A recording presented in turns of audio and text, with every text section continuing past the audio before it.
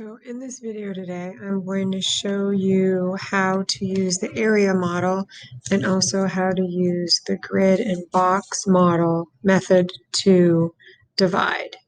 So we are going to use the problem 639 divided by 2. And I'm going to show you how to do it both methods. So the first thing you're going to do for the area model is you are going to draw a box. The divisor, which is the 2, is going to go on the outside. And you are going to start with the entire dividend, which is 639.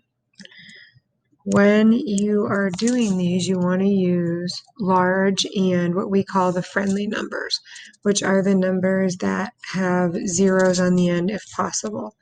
So looking at this, I could see that I could multiply 300 times 2, which would give me 600.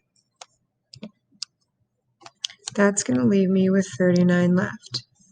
What I'm going to do with that 39 that's left is I'm going to take it to the next column. So obviously I can't use 300 to multiply by 2. That's much too big. I could do 10 because 10 times 2 is 20. Then I'm going to subtract again to see what I have left. And I have 19 left.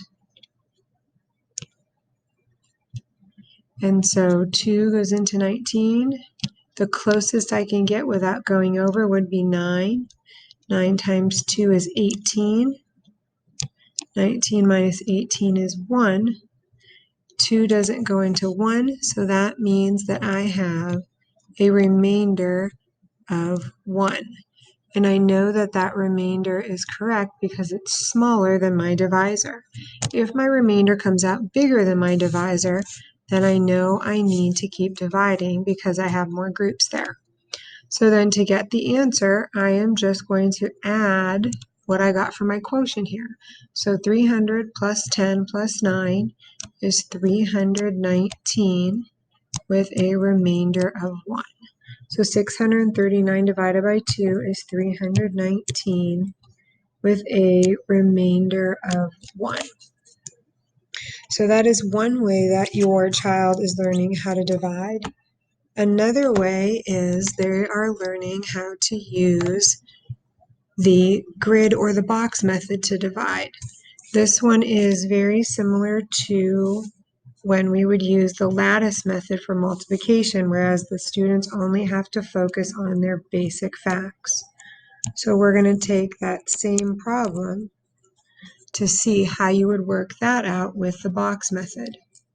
So with this one for the box method, you are going to draw your box again, or the grid method, whichever you want to call it. Divisor still goes on the outside, which is the 2.